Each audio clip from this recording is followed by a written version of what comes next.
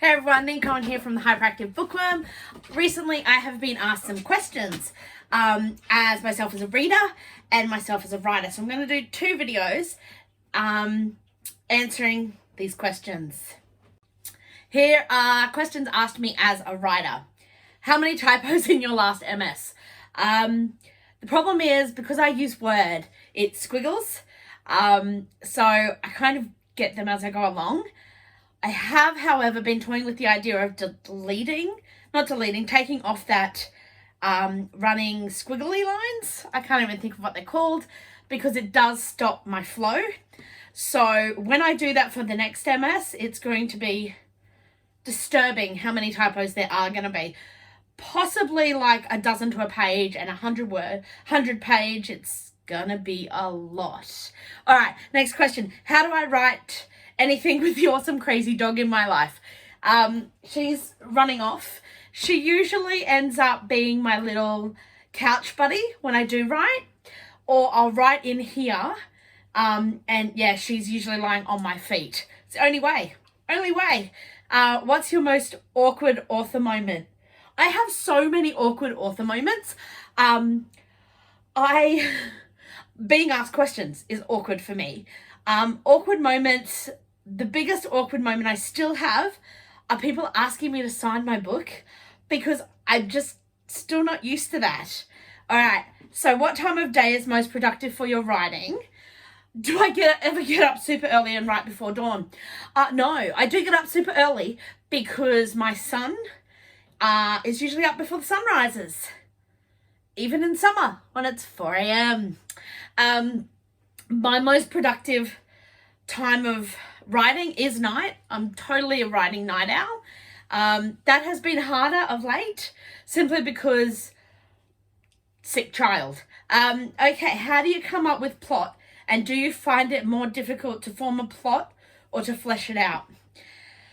I love fleshing it out because that's the discovery writer in me. I can't actually know the plot going in.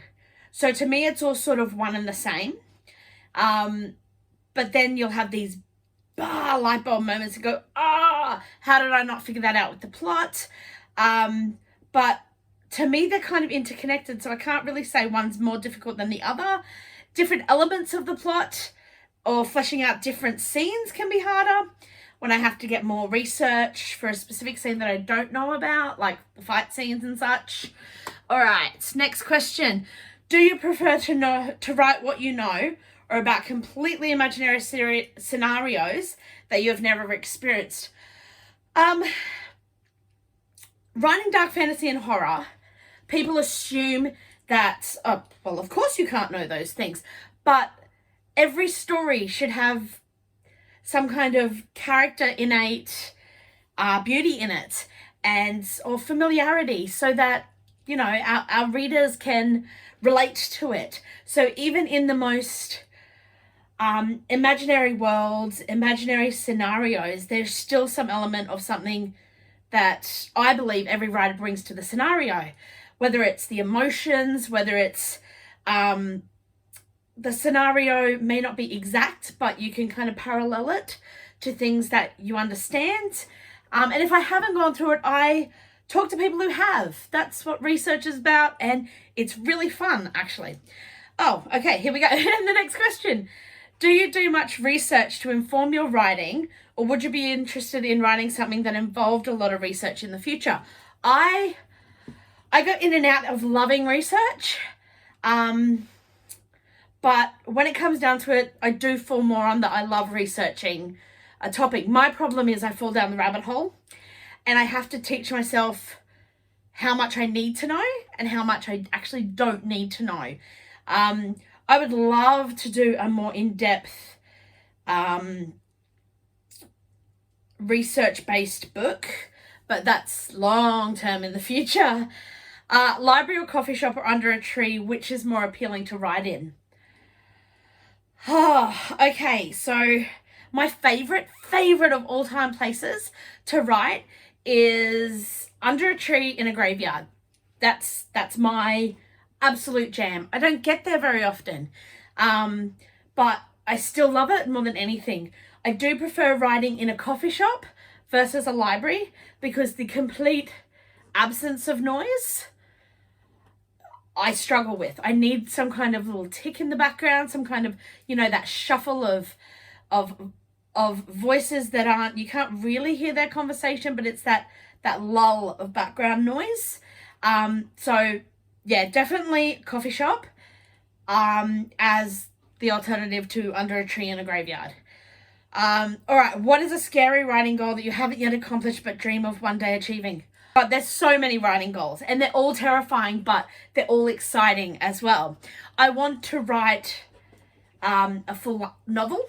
At the moment I'm writing novellas and I'm loving them, but I'm feeling that pull of the longer form writing. A really, really scary goal that I don't really verbalize much is that I would love to be published by one of the specific sapphic publishing houses one day, eventually. That would be a massive goal. Okay, do I ever get nervous knowing that people I know in person will read what you've written? Absolutely. In the beginning, it terrified the hell out of me. Now, less so. I think it's because I know my mum won't ever read my writing. Simply because she hates scary stuff. She has read some of my smaller drabbles and some of my other stuff and was like, I could see it on her face. She didn't want to tell me she hated it. Not because of the writing, but because of the subject matter. Knowing that means I have a lot more freedom. I don't need to worry about any of that. Would I write differently if I was completely anonymous? Maybe, but I think my writing voice would come through anyway, so I don't know if anyone is ever really completely anonymous. All right, so they're the questions I had as a writer. Let me know if you have any other questions and I might do another video later on. But I love writing and I love talking about writing. So yeah, if you have any questions, drop them down or send me an email. And yeah, thanks for watching, guys.